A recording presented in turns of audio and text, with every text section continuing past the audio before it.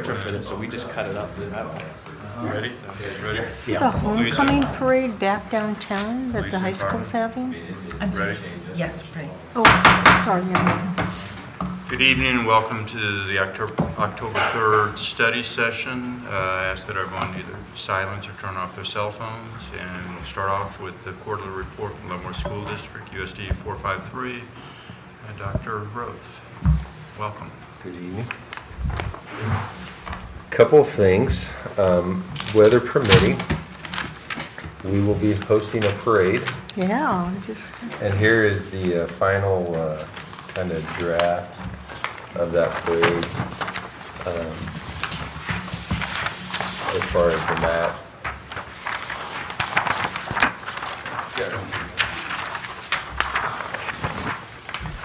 And give it to the press. I'll give it to him. I think he's seen it about 10 times. As you can see, what we've tried to do is map out where our students will be.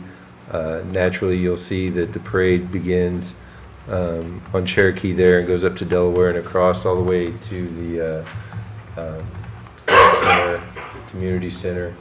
So you're going reverse of so we'll most of St. Patrick's Day and Veterans Day. Right, we're going to go from the farmers market there up and then across to the east.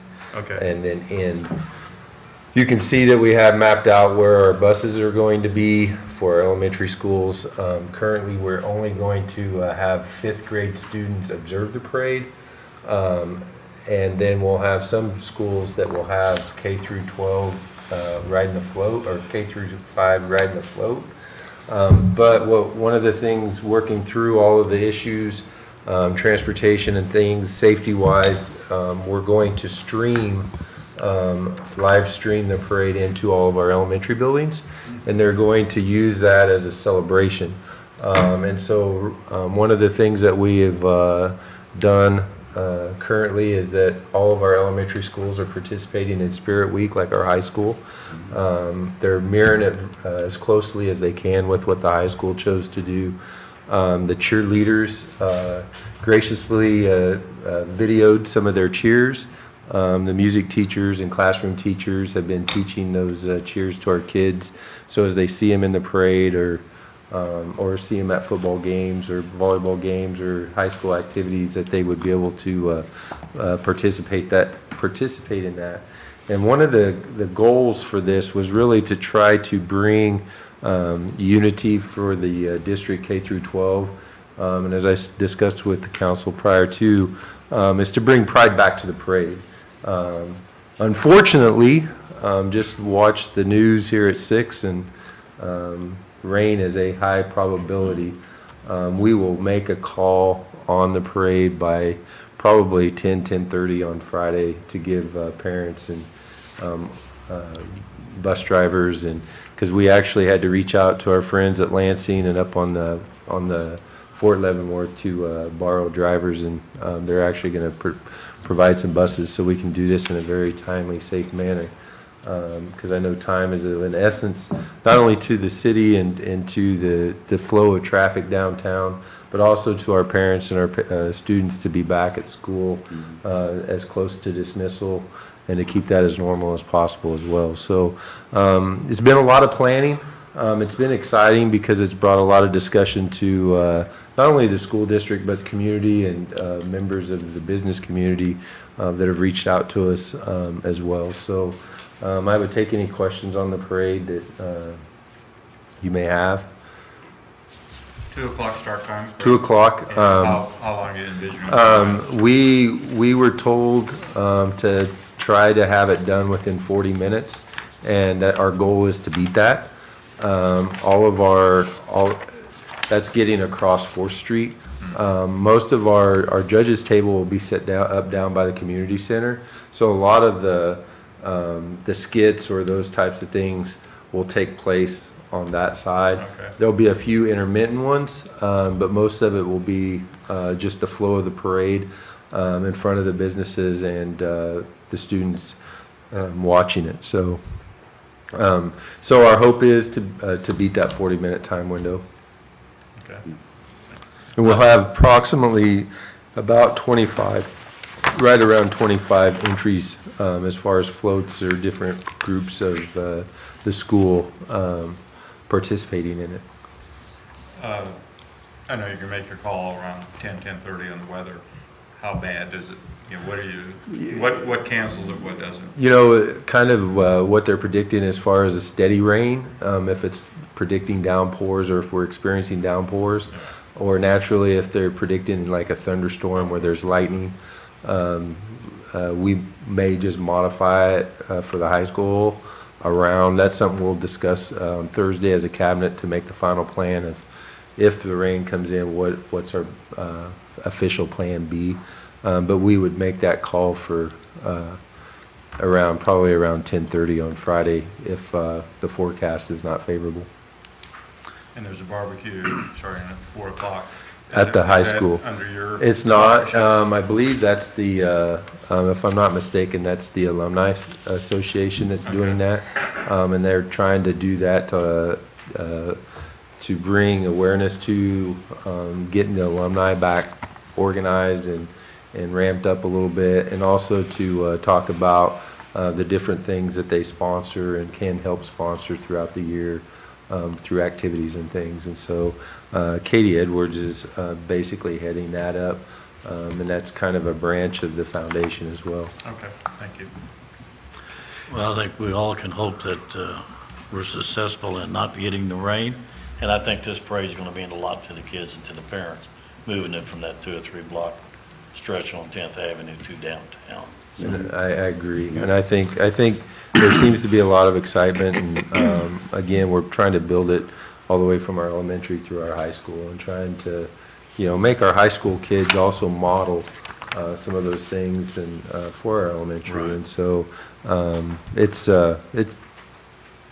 I think it's going to be a good event, and hopefully it gets to we get to have it. Good. Sounds great. And then the last thing I have for you, because I know that there's been discussion, and I know that there's been some things in the Leavenworth Times, and that's the discussion on whether or not the school wants to go after another bond within the next, either by this spring or early next fall.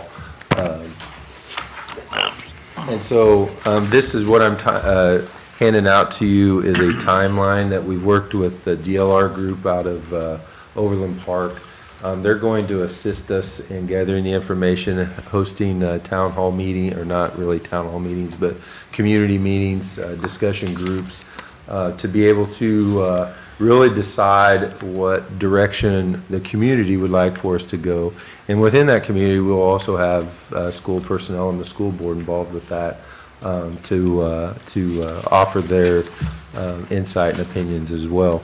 And so as you can see, we're being pretty aggressive, and there's a couple reasons why we're going to try to stay on this timeline. Is one of the things that the state has done when it comes to financing bonds or letting school districts go after bonds is they put a ceiling on the amount of tax dollars or dollars out there that are available for schools to go after, and that's right around $332 million.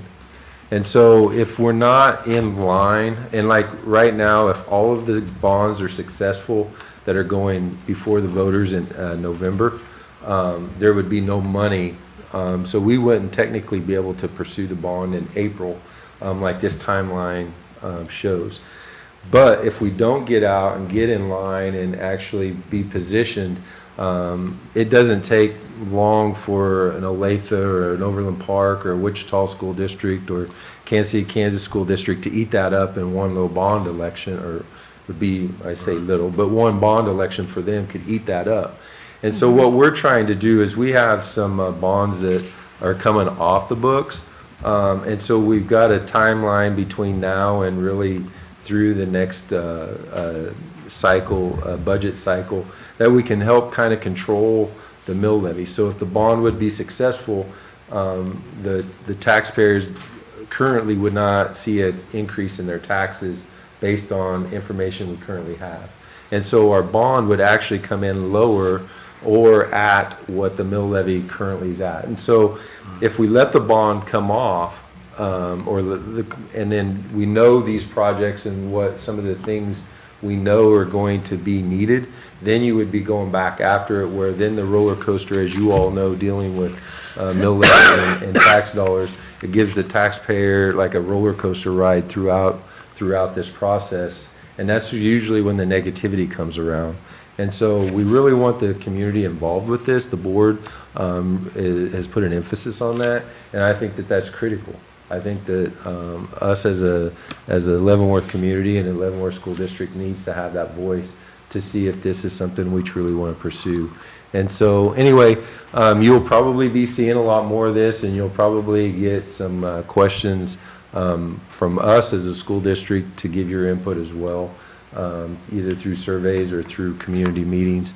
We're going to try to have the information gathered by the mid-December, to be able to determine if we should apply to be in line and get the information necessary to get that process going.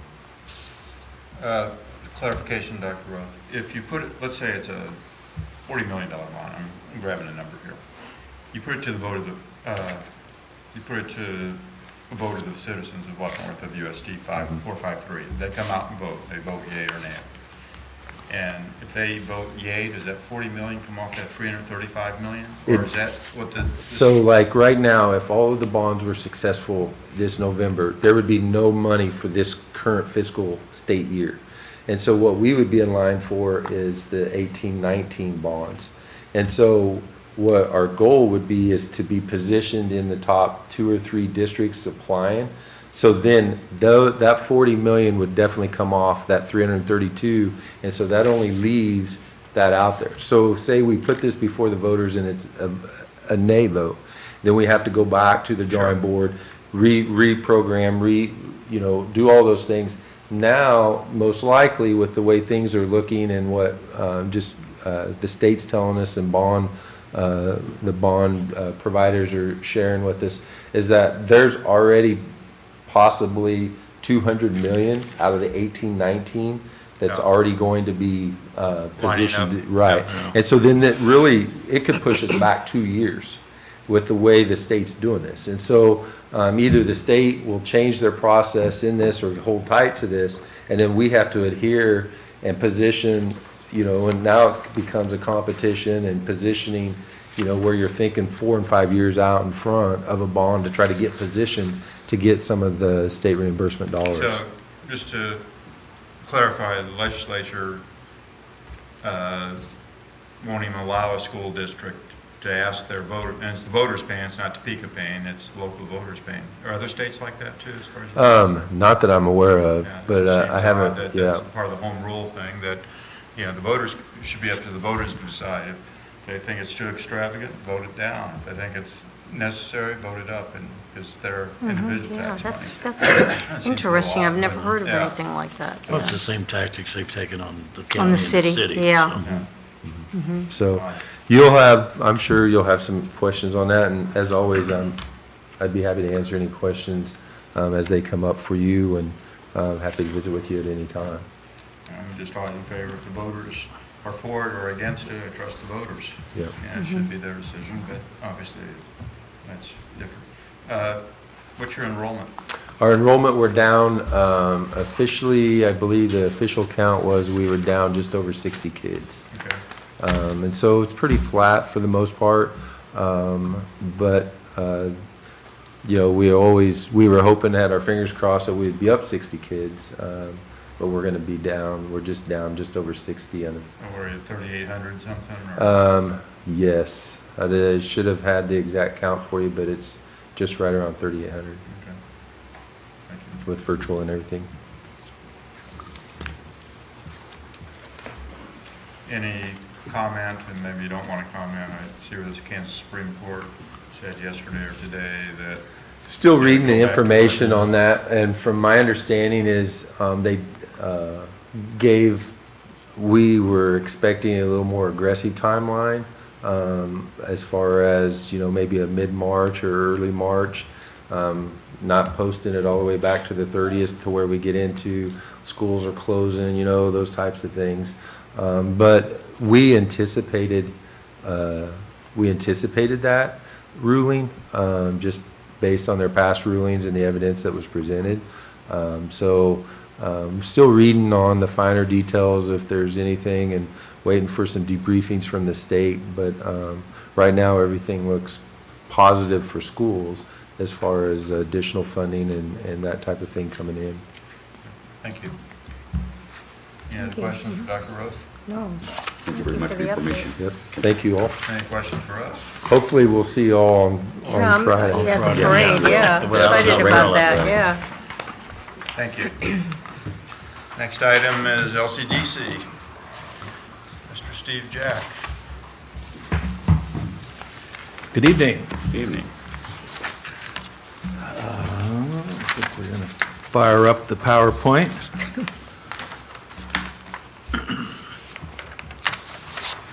And it's a pleasure to be here tonight. We're going to start with unemployment rates and what's been happening and look at some trends. And then I've got a little different twist on it after we see these figures. But the unemployment rate has stayed the same in Leavenworth County.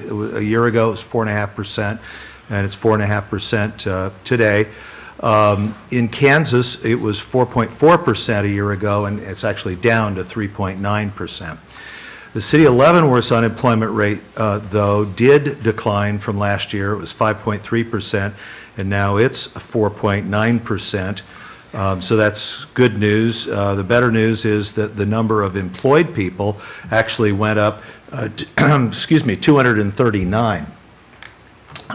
So unemployment rate down, employed people went up. The balance of county unemployment rate actually rose from 3.9% to 4.2%, but the number of employed people, which is probably the more significant number, rose pretty significantly, 615.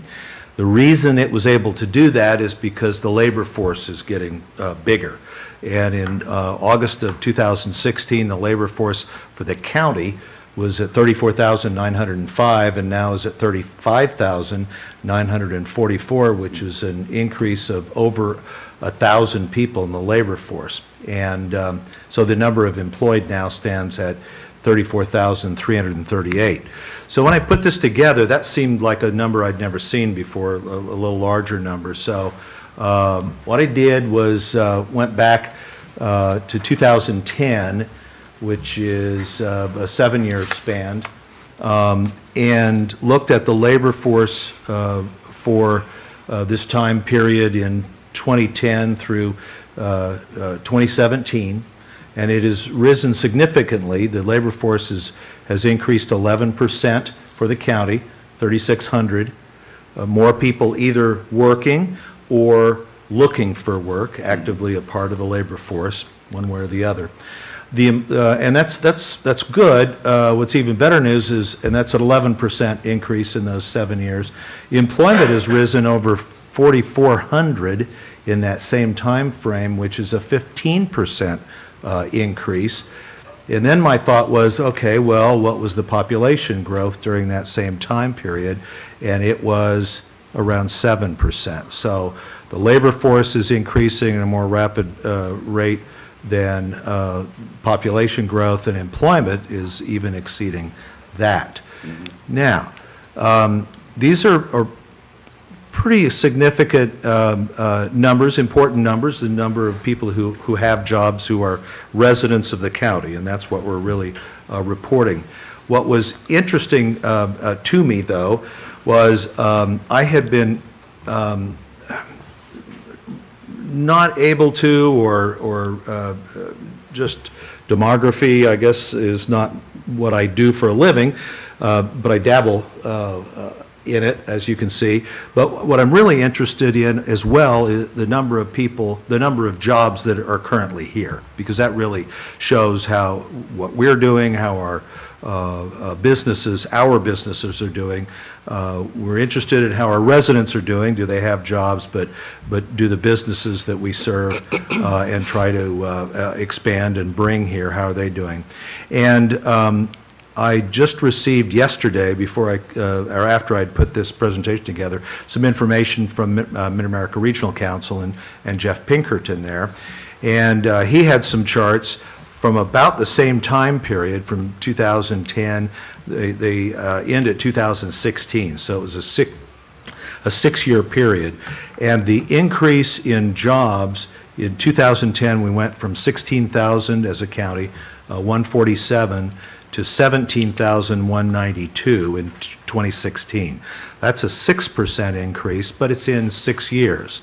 So really, it looks to me like that 7% population growth, our growth of jobs is risen at about that same rate. The growth of employment has risen even faster because of jobs obviously in the Kansas City area.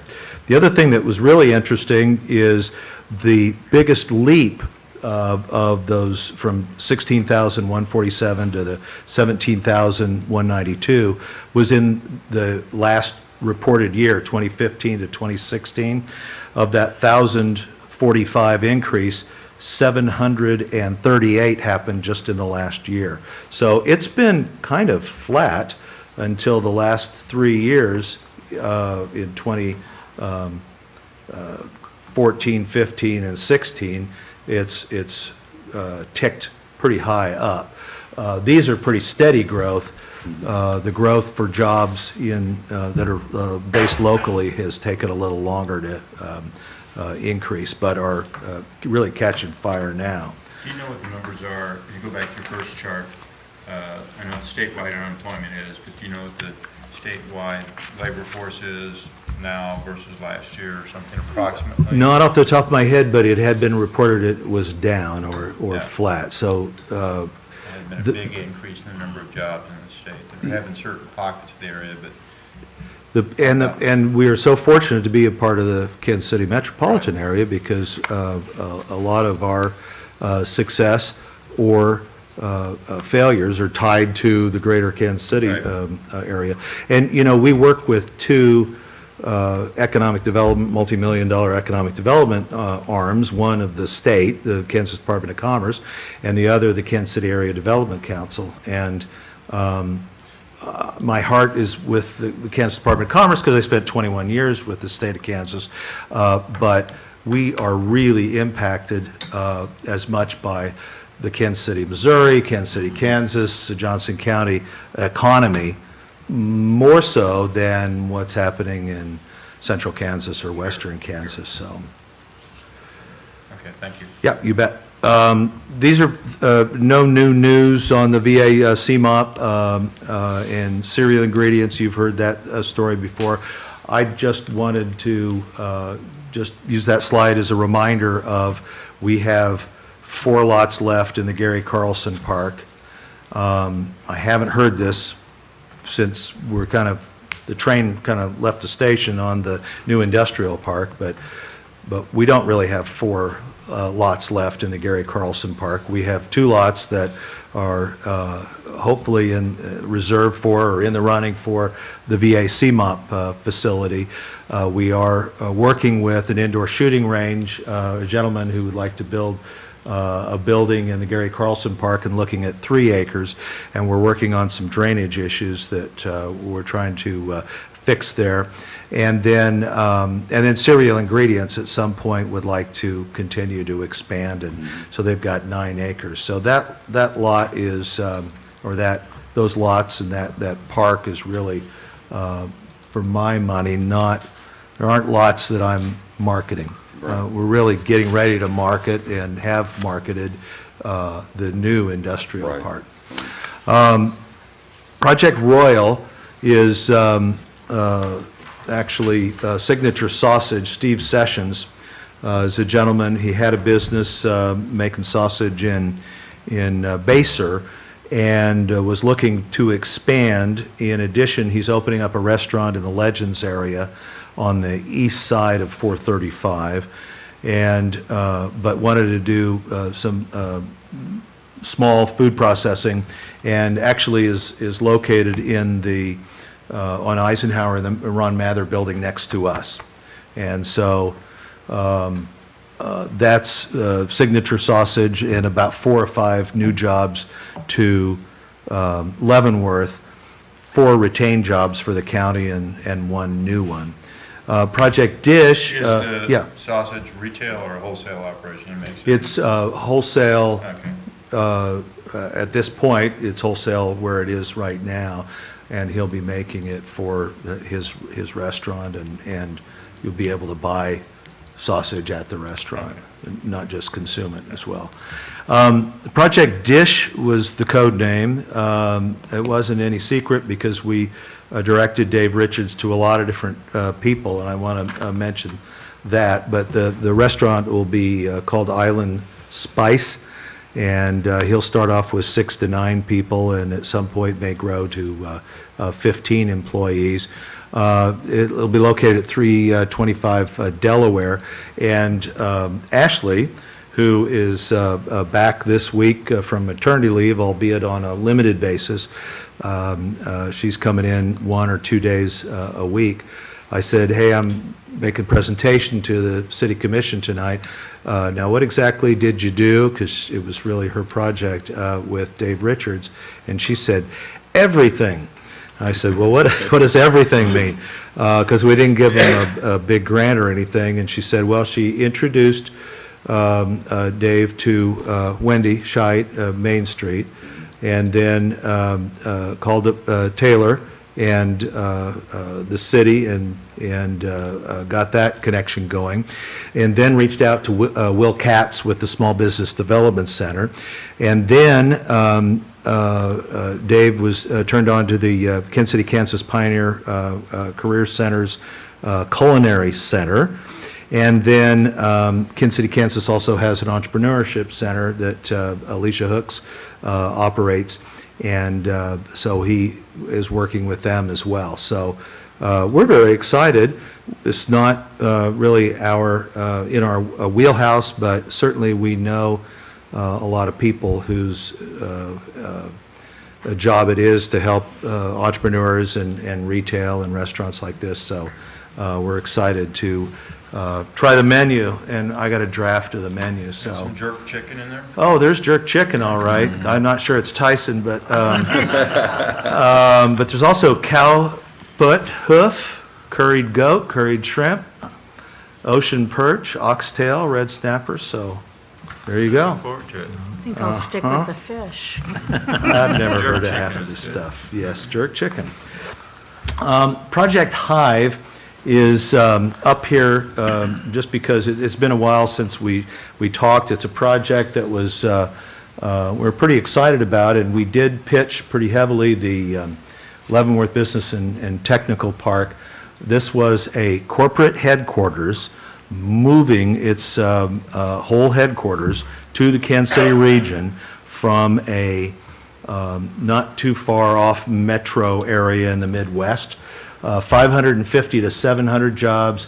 The average annual salary is $82,700. So that would have been a huge win. They were looking for a 200,000 square foot building, office building, or a greenfield site. We pitched them the greenfield site, obviously.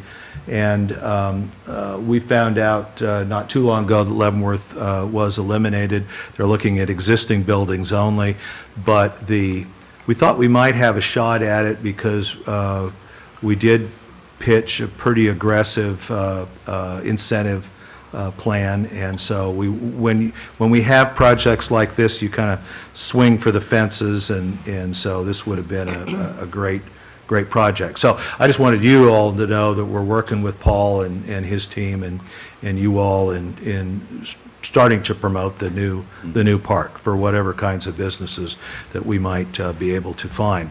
And in that light, we have a couple of existing companies, one that we've been talking to for a couple of years about their interest in building a 100,000 square foot building somewhere in Leavenworth, and now they have an opportunity to do that in the new business park.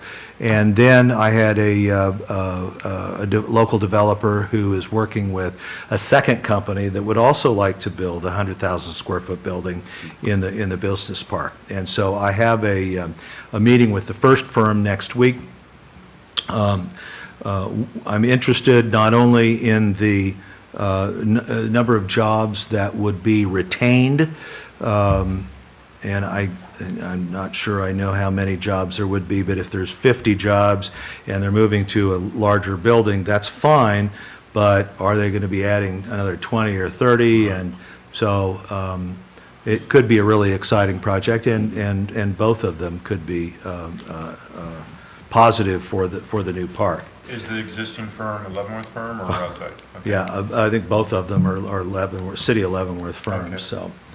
So, and without that park, we have some areas, and you know, some of these businesses have been in Port Authority built buildings and other buildings, and have been there for years and decades, and have been successful businesses in the community. And if there's opportunities to grow, it would be like if Bob Hatch were to have come 13, 12 years ago, build a 40,000 square foot building adjacent to other buildings that he had no room to expand, and now he's in 160,000 square feet. So we want to give these companies that same opportunity. Now, I know that you like to hear about projects that impact the city and be in the city directly. This is such a big project, Project Sunset or Tyson, that I thought I'd just spend a couple minutes talking about that to give you an update.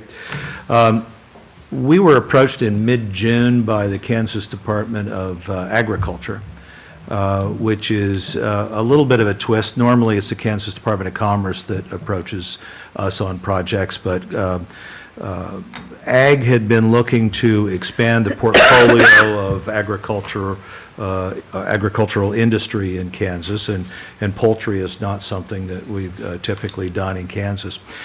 This was is a 1,600 job project, $320 million in capital investment. Board of County Commissioners, as you may know, approved and then rescinded an intent to issue IRBs. The IRBs would have had an effective abatement of 80%. But right out of the gate on September 5, so this would have been late June when we were talking to Tyson originally, and then they continued discussions with the county because it wasn't in any city limits, it's south of Tonganoxie. They were working through July and August, and then September 5th made the announcement that they would be coming to Kansas. And immediately we got pushback from the community in the southern part of the county. The reasons ranged from the wages of the jobs, the environmental impact, the 200 to 300 grower houses that would grow the chickens throughout a 30 to 50 mile radius that may include farms within Leavenworth County, but also outside Leavenworth County, impact on schools, immigrants, and the NDAs, the non-disclosure agreements, which we typically sign on large projects anyway, but there were people that I think didn't understand that and felt threatened by the lack of transparency. And I think we had hoped to have more information so that we were all as a board, LCDC board, and as staff, as well as the county and the city of Tonganoxie, able to articulate answers when we were confronted with all good questions about the project. KDHE, for example, was involved at the very beginning of the project, all the way throughout the project. It gave us some confidence that the environmental impact would be regulated by the state. And the wages of the jobs are not unlike the Amazon distribution jobs in Kansas City and Wyandotte County, which start at $13 an hour. Both Amazon and Tyson have very good benefits.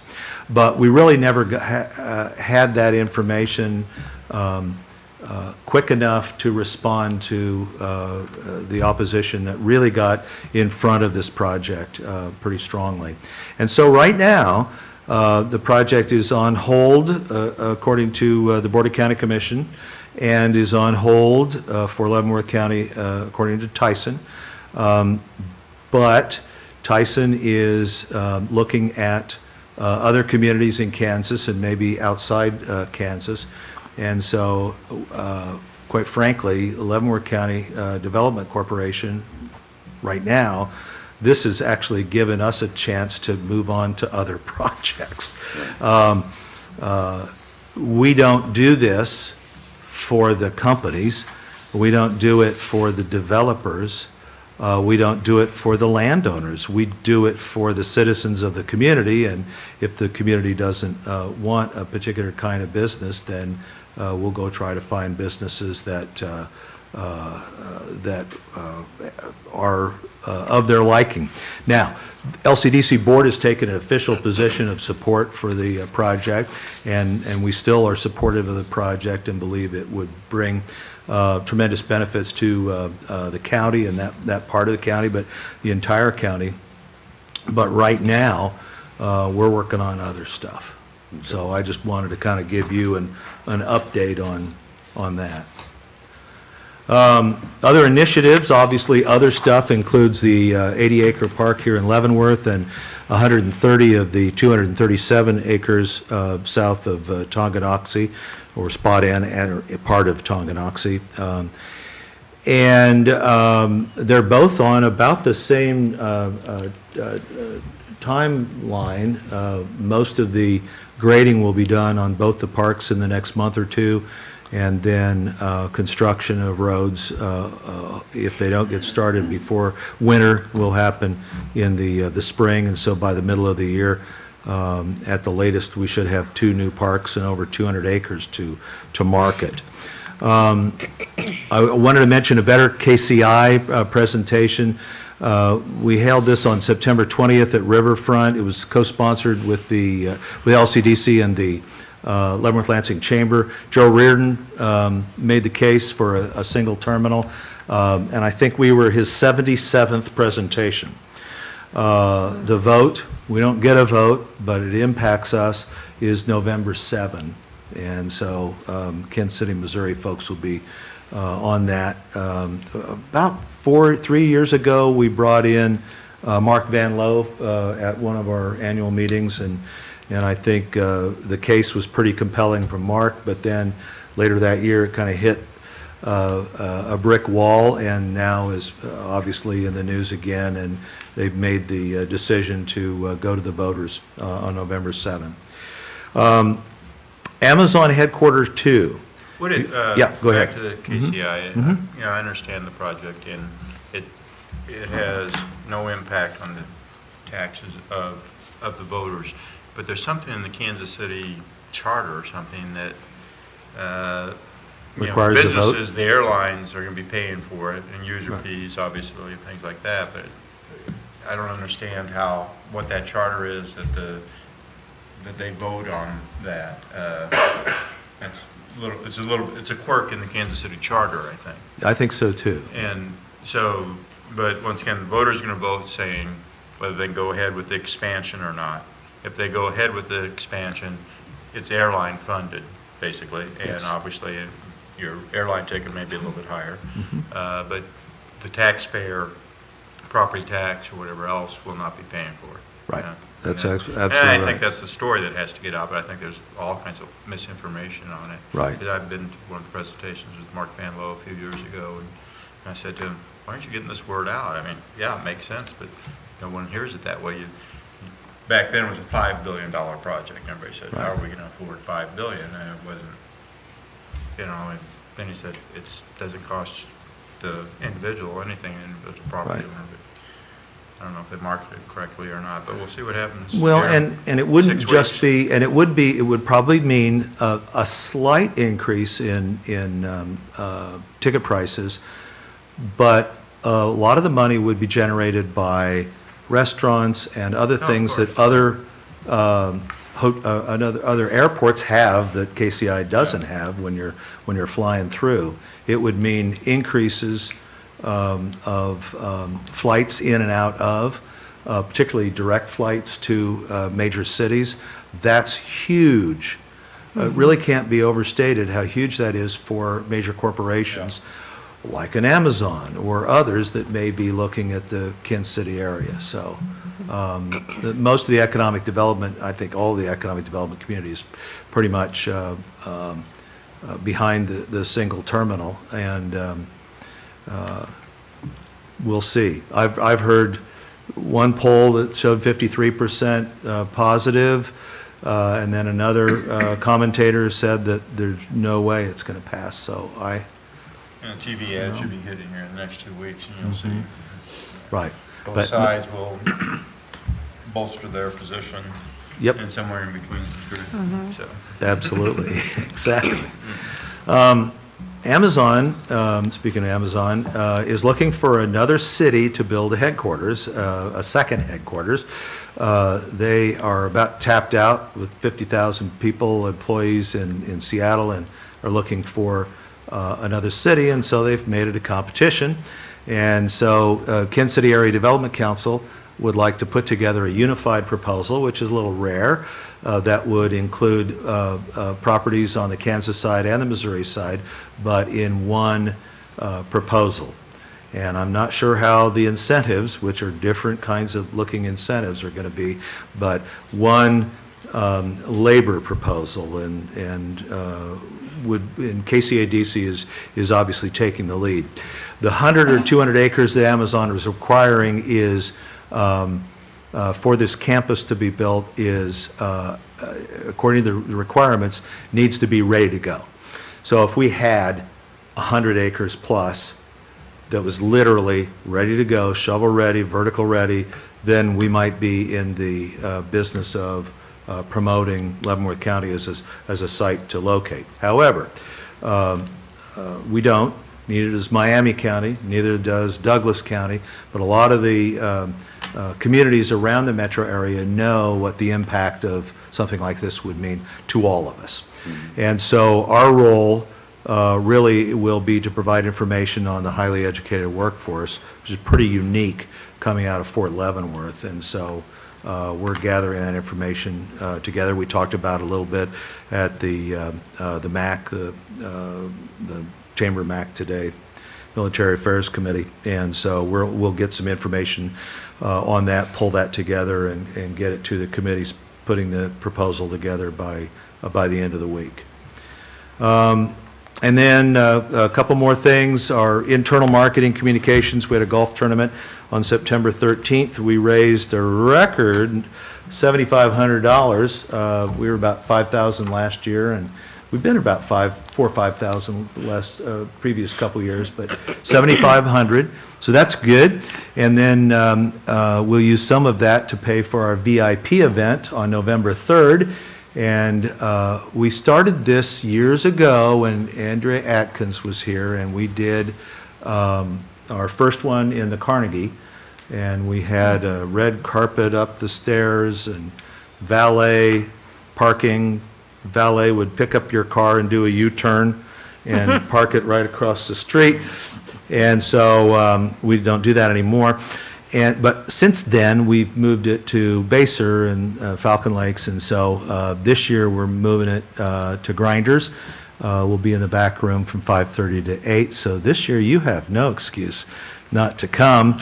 We're moving it to Leavenworth, at least for this year, and we'll see how that goes. And so it'll be probably less wine and more beer and barbecue and stuff there. Okay. So you don't need to wear your suit and tie, or A little bit more casual. it's a more this time. casual kind of VIP event, although we may still have name tags.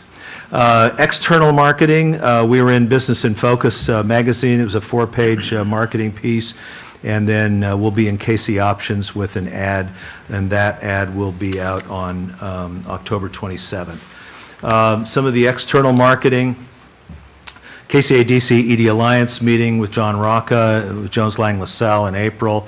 We had May, we had a dinner in Dallas with some site location consultants. And then I gave Alan Parter, who is with the Kansas Department of Commerce, New York office, a tour of the properties. And you know what? That bullet point, I left off my bullet points for the other communities.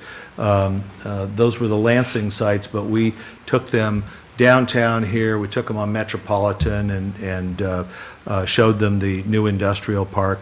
The ED Alliance, KCADC ED Alliance in June, Animal Health Corridor Homecoming event. The two that we've got coming up is I do have a Team Kansas event in October, and then the KCADC annual meeting October 27th, and LCDC will be sharing a table with the city as well as the city of Tonganoxie. And then our scorecard, we are slowed down a little bit because of Ashley's absence for the most part the last 3 months while she was raising her second daughter. Not really raising after 3 months, is it? So she and her daughter were in the office today. But the only thing that I've got a red mark on is I have talked about facilitating, it's not so much a strategic development plan, but a marketing plan of bringing the cities in. And I now have an outline. I've talked to Paul about it. What I want is to bring 1 or 2 people from each of the cities, the county, and a couple of LCDC members, and then bring the KCADC marketing people and talk about how we market moving forward, not necessarily limited to the 20 or 30,000 that we spend on marketing, but brainstorming something much, much bigger than that. We have resources, I think, either Port Authority or LCDC and reserves. There are other places that we can ask for it, and we just haven't put all the things. We don't know whether we should do billboards or radio or ads in Ingram's and Kansas City Business Journal, and so this would be an opportunity to kind of brainstorm some of that. I hope in the next 30 to 45 days we'll have a date on that. And other than that, we are now, David Schrader is now our president. And Lisa Hack has been hired as our new economic development coordinator, and she's been spending her first month training and going to meetings, and this week was the first week she started calling on existing businesses. Ashley will be, she wanted to keep her an interest in what we're doing, and she has such an expertise in grants, and so we've agreed that we've got, I think, budget to have her in a day or two a week, which is really exciting. And then we have a little bit of her around to help Lisa with some of the existing businesses that Ashley has familiarity with. So anyway, so that's my report. Nice to be here tonight. Any questions? Any questions for Mr. Jack? No, I think he did an excellent job on the report and covered quite a few things. A lot of detail. Yep. Thank you, sir. Okay, thank you. Thank you. Have a good evening, Joe. Update on the semi-annual reporting convention and visitors bureau. I'm sorry. Good evening, Commissioners.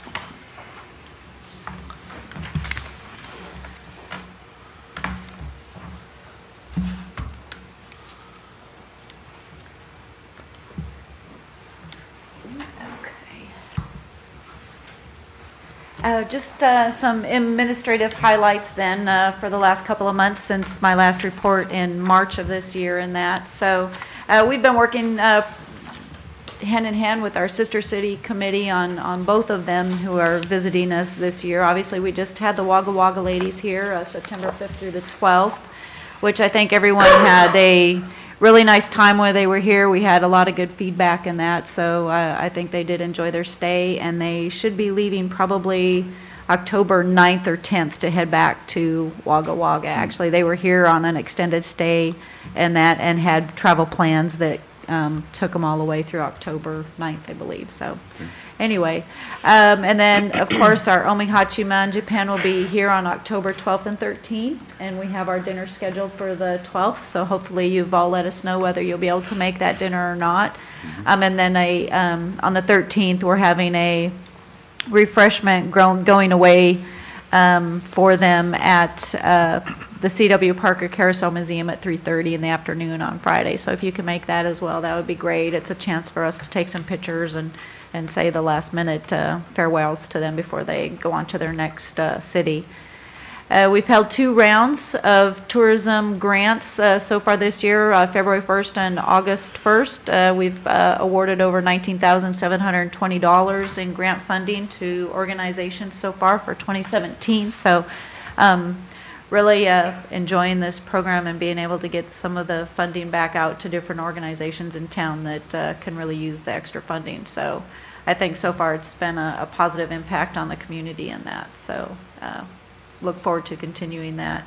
We continuing to update the events calendar and an email version that we're sending out to the hotels on a weekly basis. And so far, all the hotels just love this. They print it out on Thursdays, and they'll have it all weekend for the hotel, for their guests that they can print out. And it includes all the events for that weekend. So it's really helpful to them and then also to guests, to get the guests out in the community on the weekend that wouldn't normally know what's going on in our community. So it's helpful.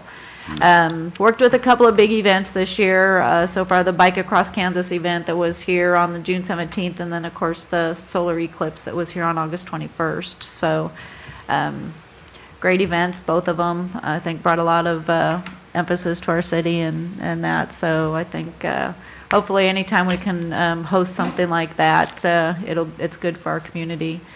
Working with the State Office of Tourism on some new signage, which Sue from the State Office of Tourism gave the presentation here a month or so ago. So looking at the update on that, it looks like they'll begin work possibly early of 2018. And that there are a couple of easements that we had went through where they're having difficulty with some other cities because it's a 42 different kiosks across the state, and so some of the other cities are a little bit behind as far as approving those eases. The solar eclipse party, I've kind of already mentioned that, but we had a lot of different people that we visited with, and I know a lot of you were able to make it out that day. I don't know if you can add to that, but we visited with people from Scotland, Wichita, Topeka, Kansas City, Texas. I mean, they came from all over for that. I was just glad that no one seemed to be too upset that we were rained out for that event. It would have been great if we would have been able to see it, but maybe 118 years from now when it comes across again, we can see the night. Anyway, so continue to work with Nick Shales and Melissa Bauer on possibly getting some new videos for the area and that. So hopefully marketing across basically the whole platform and that will so hopefully we'll be able to have some new promotional videos that we can attach to our website and also to YouTube and such moving forward. So we received approval from Melissa Etheridge's PR group to produce like a self-driving tour brochure. When she was here in Kansas City at the she was at the Kaufman. We were trying to see if we could get her to do come up here and do a tour for the day, but it didn't work out due to her time limits. But in the future, we'll hopefully be able to put like a self-driving brochure and have it available for people who are interested in doing that. So just some Kansas City industry data. I know Steve mentioned that we are within the metro area, and it does affect our area as well. And so this is just some data that Visit KC just had completed for them. Main purpose of the trip, as you can see, 46% are still visiting friends and family to the area. And some of the things that they do, top activities, are their shopping, the fine dining, museums, and historic sites. So I think that says a lot for us, because if we can get them heading this way for the historic sites and that, I think it should be a good pull for us. So we'll continue to monitor that, but and work with the Visit KC area and hopefully bringing some of those people over our way. The Kansas State industry data, this is information, it's from 2015. Kansas State is usually about 2 to 3 years behind in their data, but hopefully moving forward, they'll be able to just, be able to update that a little bit sooner than what they are. But as you can see here, a lot of the a percentage, the Kansas Traveler spends most of their funding on local transportation, gas, et cetera, and then second behind that is food and beverage. So kind of interesting to keep up on all of this and that. And business travel amounts for 38% of all traveler spending, which I thought was pretty interesting. And we're still not, as far as Kansas goes, our domestic travelers is 98%, so only 2% of the international travelers is making it to Kansas. But I know the Kansas State has an international person that they have on staff that is trying to up that and advertising and different opportunities all the time with mainly Germany and England right now. So we'll see how they progress with that. But Route 66, which we have in the state, and then also the cowboy persona, and we're working with the Oklahoma State Office of Tourism and that. They collaborate together on paying that international person to represent us over there. The ADR, the RevPAR, revenue per available room, and the occupancy rate, that's the state's average numbers. So when we go to our information on Leavenworth County, on the bottom you can say that we're above all of those state averages in all the categories. We're at 94.83, our RevPAR is 58.72, and our occupancy is 61.9. The STAR report comes out like the end of January, so hopefully when I give my report in February, I'll be able to have some better numbers than that, because these numbers actually, the one report that I included, it included some of the hotels south of us, and I had to incorporate a couple other hotels because you need a minimum of 4 to 5 hotels in order before they'll give you those numbers. So as you can see across the Leavenworth County then, the lodging, these are 2015 numbers again in millions, but Leavenworth County had 6.65 million in lodging. The food and beverage was 14.96, retail 7.6, and you can kind of see them all the way along. But those are actually some pretty good numbers. But like I said, hopefully in a year, in my February report, I'll be able to give a little bit better update on the ADR and RevPAR here, along with those other ones. Some of the conferences and trade shows that I've attended over the last couple of months, the African American Travel Conference in April, Tour Kansas Showcase in August, and then Going on Faith Travel Conference in August.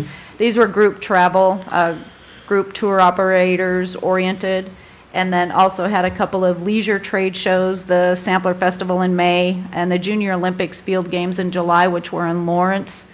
That was amazing. They had 40,000 people out there. It was amazing for a week-long Junior Olympics Field Games, and it was pretty amazing. And then Pear Day in August. So, and then also had 2 FAM tours, Legacy Tours out of Iowa, and then also Jim Austin Tours out of Independence. And Jim actually already booked for next April 27th and 28th, so we're kind of excited about that one. It should be a good tour. And then attended some conferences, the Tourism Roadshow.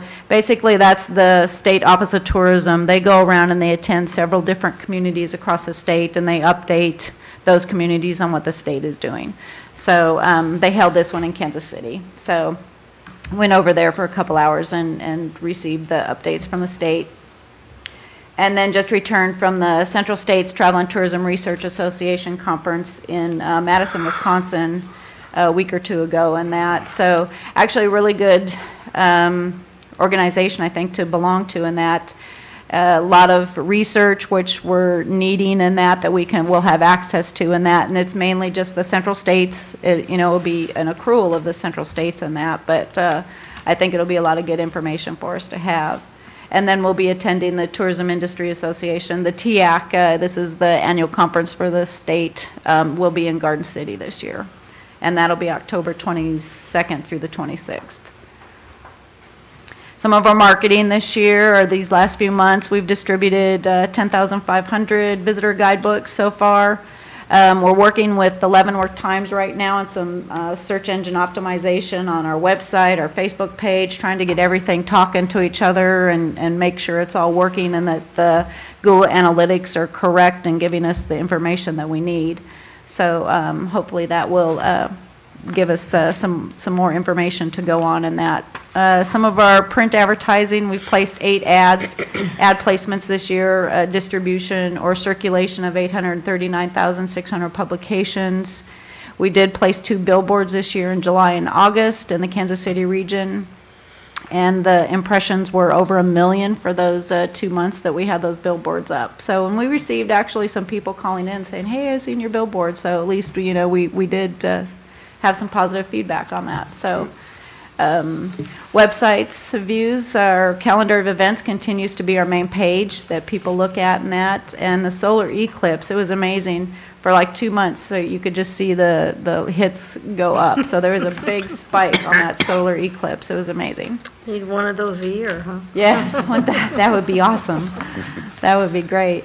Our online advertising, it's a year-long contract with the State Office of Tourism, and it's from their website. In that upper right corner there, you can see one of the headlines ads that we do with them. But so far, it's generated over 339,763 impressions, and then over 1,952 click-throughs to our actual website from those ads that have been running on the state website. So far, it's been a pretty good program for us, and it's generating some good click-throughs to our website. So PR media, always looking for more. If somebody sees something or something out there, let us know on that. So we're keeping our eye open. But the Pitch Magazine, we really did. We after that article ran in the Pitch Magazine this year, we received almost 12, 13, 14 leads right away from people that wanted a visitor guidebook mailed to them. So that was actually a really good response for us from that one. Front cover of the Discovery Vintage America ran in June, and then gave a tourism presentation to the MOAA Leavenworth chapter in July at Luigi's. Our social media is doing really well. We've increased it by about 11%. We have 4,500 followers now between Facebook, Twitter, and Pinterest, and our Instagram account now is doing pretty good. So it's been going well. Our e-newsletter is up to 680 subscribers. I think last time I reported in my March report, it was only at 300. So we are continuing to add people to the e-newsletter. Current bookings right now, you'll see we've got a couple of tours coming up, a couple of meetings coming up, and that. And then so far this year, we've hosted over 21 group tours. We've held 5 meetings, and then 2 major events. So for approximately 3,197 people. And then looking ahead, continuing to work on the brochure with the meeting venues and catering options available here in Leavenworth. So hopefully we'll have something on that real soon. And then the research project to enhance some of the reports and information and research. I'm always trying to get, accumulate some research on that. So I'm working with the finance department here, and some formulas that we're putting together between the food and beverage, and narrowing it down, and along with the transient guest tax amount. It's some formulas that you can use to come out with trying to figure out how much money is actually spent on tourism in your community. So hopefully we'll be able to have some pretty accurate numbers for you in the future. But that's my report for the last couple of months. Entertain any questions or something that you might have, or? Any questions for Ms. Lee? No, I think she did very, very good report, covered a lot of information. Thank you. Agree. It is. Got a busy schedule coming up. It's been busy, which is good. No rest for the weary there. Thank you very much. Thank you. Next item is update on the city welcome sign. Assistant City Manager, Mr. Taylor Tedder.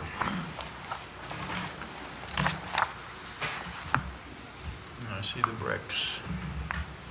Good evening, Mayor Pro Tem and Commissioners. I have a couple items I'm going to pass around to you. This black piece is called the Natina. It's heavy.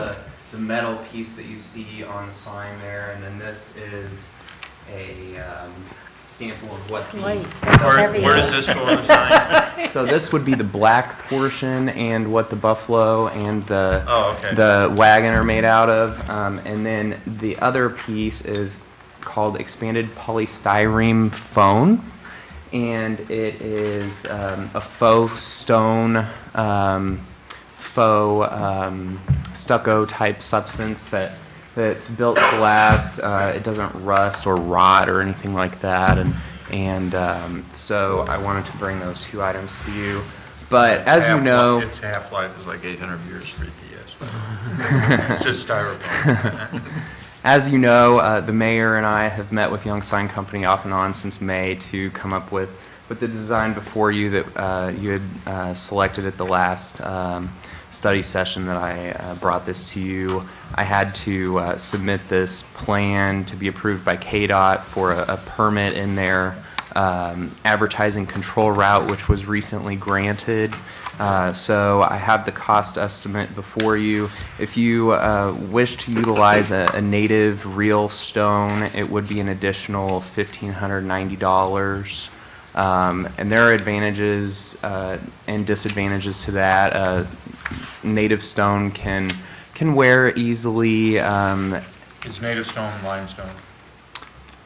It would be whatever kind of stone that we select. So it would probably not be limestone, but it would be some kind of durable real stone. That would be the entire fixture, correct? That would be the bottom portion where you see the stone. The lighter color. So this would be the option to utilize either the foam faux stone or to use a real stone, which is an upcharge. What is the lifespan of that again? It lasts as long as real stone, I'm told. There is a sign in front of the Sacred Heart Rectory that also used this type, Okay. and it's been there, they estimate, for over 20 years. It'll last. Yeah. It'll last. So Yeah. it is known as a durable Okay. option. Okay. And When a car crashes into this, it won't ruin the car as much. If they crash into the Well, stone, it'll ruin the car. It'll be less damage. I mean, Yeah. well, it'll obliterate the sign, but. What's yeah. what's the advantage of stone versus this? 1,500 in the whole scheme of things Yeah. is That's, not a great amount. So is there advantage to real stone besides saying that it's real stone?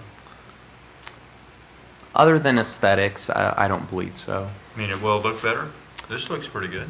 Yeah, I thought that was brick. I think they look about the same, personally.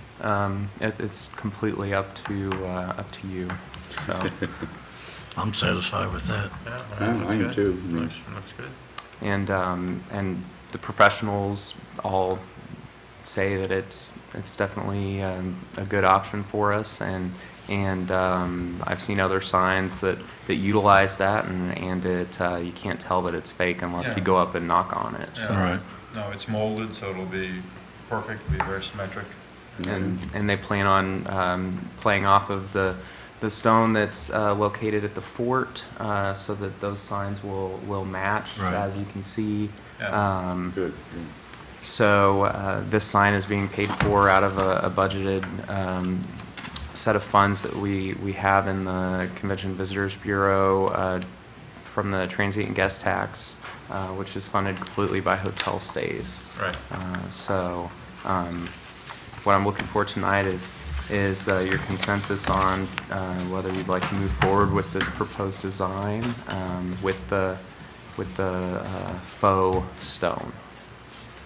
I say yes. Comments? No, as I said before, I think that gives us what we want. In the event that there is an accident, there's a less possibility to injury to the people in the vehicle, and replacement costs would be cheaper for the insurance company. So, if we went with that heavy stone, I think it would counteract it. I mean, that's not the whole reason, but Right. I think the longevity of it, the color fastness and everything. So I would vote for that. yeah, I really concur. I mean, from that distance, and I think that's also what's being used out at a lot of homeowners associations It too. is. Is it? Yeah, yeah, okay. Well, that's what they got on the new home too, I think. Mhm. Yeah, That's all that fake brick. so we're getting a consistent look then. Commissioner Ray? Yeah, I would just echo what's already Yeah. been said. I think it's very good. It looks good. It looks conformed. Less damage if something bad happens. All in all, I think it's a good idea. I'm on board. We Okay. have consensus to go forward, Mr. Tate. Okay, well, thank you. I will start moving forward on this. So, Thank you. Thank you. Thank you. Thank you. Any comments from the commissioners? Commissioner Weekly, anything? No, I don't think so. Commissioner Delkey, And I Commissioner didn't Rainey? prepare No. anything, yeah. It's been an action-packed day. I didn't even think about it, yeah. If not, we are adjourned. Okay.